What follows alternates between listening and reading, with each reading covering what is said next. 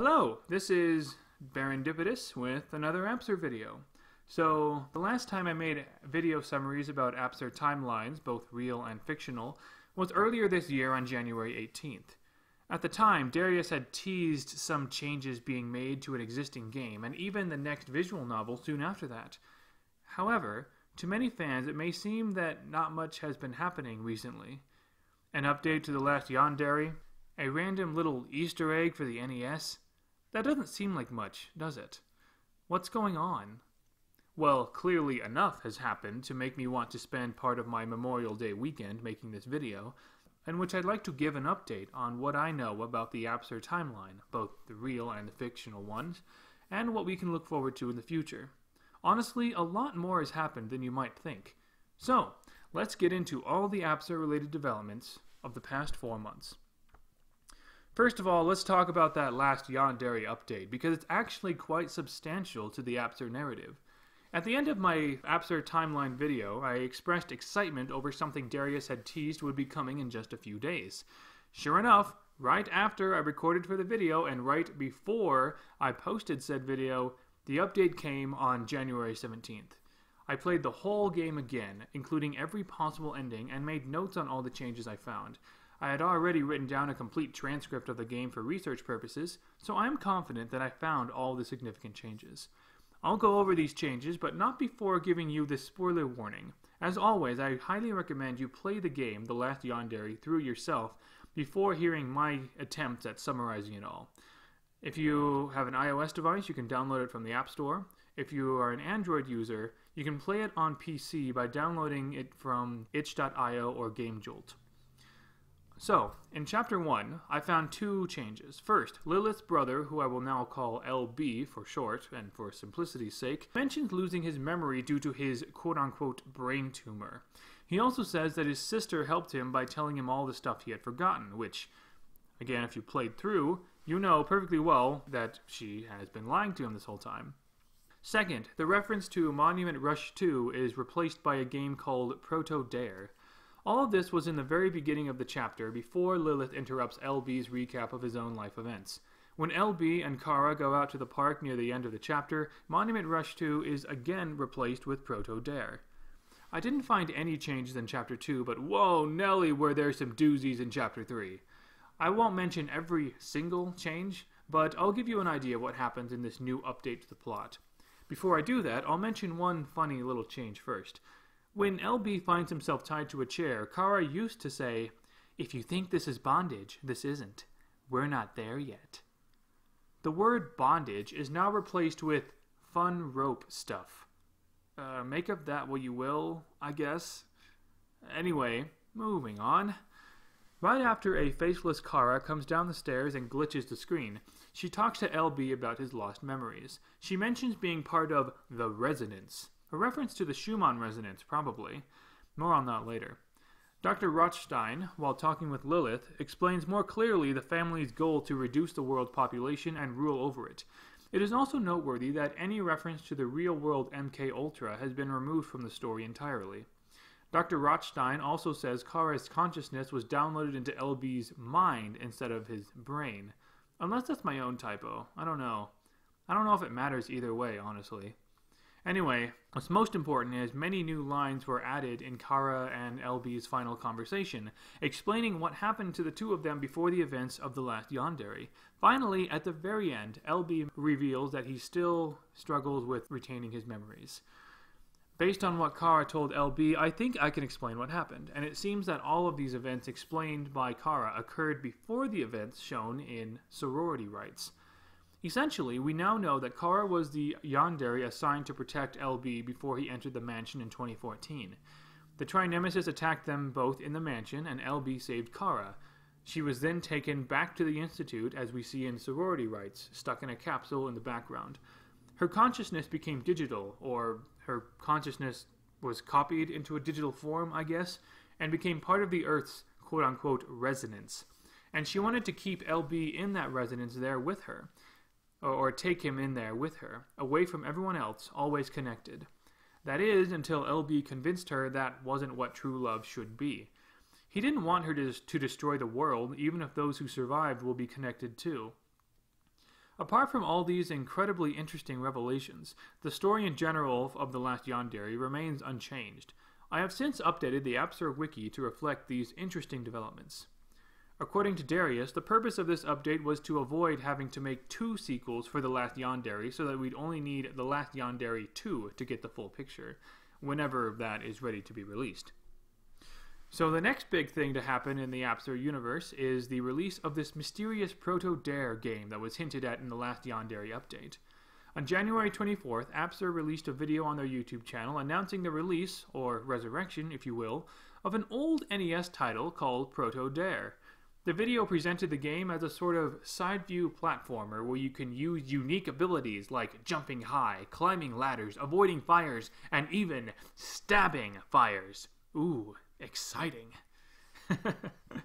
It was also claimed to be some sort of lost NES classic that led to such hits as Dare.exe and Evil.Exe.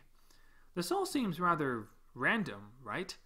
Is this supposed to be the next mainline game in the AppSir narrative? Well, yes, but actually no. In my concise timeline video, I made a brief mention of a game called Demo.exe, which is no longer accessible and is also no longer part of the AppSir canon.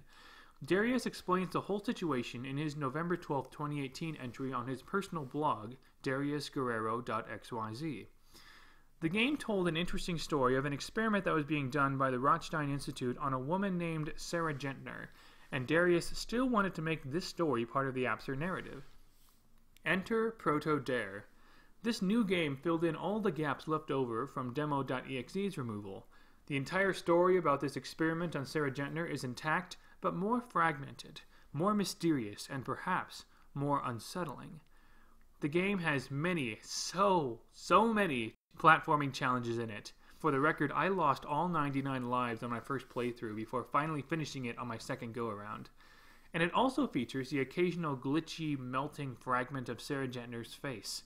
Instead of interrupting the flow of the game with dialogue, the game only allows you to get the full extent of the story if you stop and read every sign and stop to speak to Sarah every time she appears.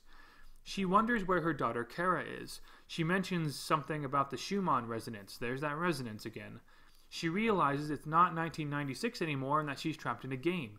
The fact that you continue to play through the game to the end only serves to continue the cycle of the erasing and restoring Sarah Gentner with every playthrough of the game, wiping her memory before she can do anything about it. No matter how much she may plead with the player to help her, nothing can be done. The Rothstein Institute took Sarah, put her in this game/experiment, and eventually abandoned the project, leading AppSir to find the old NES cartridge and releasing it as a ROM.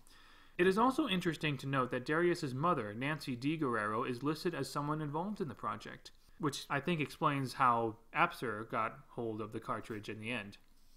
So, Proto Dare does everything Demo.exe did, but better, I would say. As expected, it raises far more questions than it answers. While it may not be a mainline game in the AppSir library, it is certainly an intriguing and arguably vital one to the narrative. So, we got a couple of new substantial pieces to the AppSir narrative puzzle in an update to The Last Andheri as well as the release of Proto Dare. So, what's next? Not too much happened in the few months since the release of Proto Dare, but they are worth noting, I think. On February 12th, Zach made a vlog of his trip to the Philippines to see Darius. The two of them were friends in the BuildBox community. BuildBox is the cheap and easy-to-use software that AppSir has been using to create many of their games, including Dare Evil.Exe. It's a rather fun video, actually, showing off the warm, carefree atmosphere of the Philippines. It's also the first time I saw Darius and the rest of the AppSir team on video, which was rather exciting to me. It was really cool, for me at least, to see them in their natural element, as it were. Something a little more substantial was the nomination of Dare Evil.Exe for the People's Choice Award in the 15th Annual Mobile Gaming Awards, the Global Mobile Gaming Awards. AppSir released a video and sent tweets out to as many people as possible about this. It is impressive that this game was nominated next to the likes of Fortnite, PUBG, Florence, and Brawl Stars, seeing itself among the ranks of the most popular and the most innovative mobile games of 2018. Dare Evil.Exe didn't win the award itself, but this nomination is still impressive nonetheless. and you can bet they certainly had my vote. All of this is truly great and fun and wonderful, but many fans still wondered, what's next? What's going on? By this time, The Crying Camera, Dare Vengeance, and The Last Andheri 2 had all been announced, but nothing more. Well, something happened. We don't know what, but it has clearly severely affected the productivity of AppSir and the people working in it, especially Darius himself. He gave some life updates in his March 22, 2019 entry on his personal blog. Not only does this entry reveal his thoughts and feelings about everything I've mentioned before, it also provides enough detail, I think, to give a sense for how he has been feeling during this time. This is where I have to say that while we don't know exactly what is happening, nor do we need to know, I don't think, it sounds to me like a complicated set of personal issues and conflicts. Several times, Darius has admitted that he wasn't okay. I won't pretend to understand what's happening, nor will I make any assumptions regarding who or what could be at fault. Whatever it is certainly causing a lot of grief for some people. And it is unfortunate that it has affected the real-world momentum of AppSir Incorporated. It also doesn't help that the lack of substantial news, updates, or releases had led to a lack of activity on already small AppSir-related social media pages. There were 2 AppSir Amino communities that, though small, were fairly active for a good chunk of 2018. An AppSir subreddit has also been made, but there is currently no real traffic there either. On top of that, Mira Hayes, the website I've used to host the AppSir Wiki, has been informing me that the wiki will have to be closed if there aren't regular edits. Which there haven't been because there isn't anything to update right now. So where does this leave us? Hard to say, really. But, in spite of the apparent challenges behind this lack of AppSir-related content and discussion, I say things are looking up. Very much so, in fact. And I say this for 3 reasons. First, based on public and personal communication with Darius, I get the sense that he at least is slowly working his way back to normalcy. Doing a little work here, a little experimentation there. These are the signs of a person who wants to move forward and is doing their best to take the first steps after a disaster. On top of this, Darius has recently learned that the Google Play Store is requiring him to update the AppSir games that are on there to be able to be played on newer devices. He has mentioned that this could be an opportunity to bring in some more updates into the games. Second, I've decided to migrate the entirety of the AppSir Wiki to another site. One I'm far more familiar with and one that won't close on me. Blogspot. You can visit the new wiki site now at appsirwiki.blogspot.com. Now it is much easier for me to update the site and make it look good. This may not be too significant for most or any of you, but it is for me. I finally got this wiki thing figured out. It's just the little things in life, you know?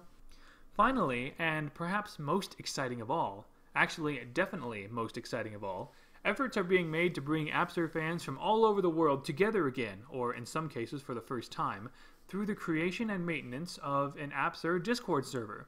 This server is not being directly run by Darius or anyone else from AppSir. Goodness knows there's enough on their plate already, but he is in there. So if you're wondering if it's an official AppSir Discord server, yes, but actually no. But actually both?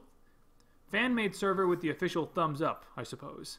Anyway, the server is being moderated by myself and another dedicated fan, and we've been inviting as many people as we can, including those who made AppSir fan art, those in the AppSir Aminos, even those who have posted speedruns of AppSir games.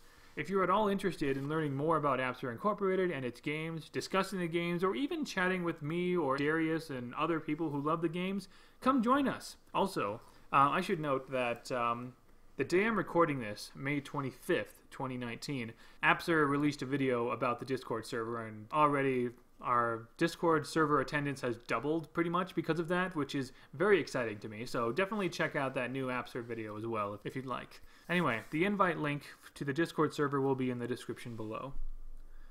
All of this is to say that if and when Darius and AppSir are able to continue their work on games or whatever their other projects they have in mind, they won't be starting from square one. And at this point, that is more than enough for me.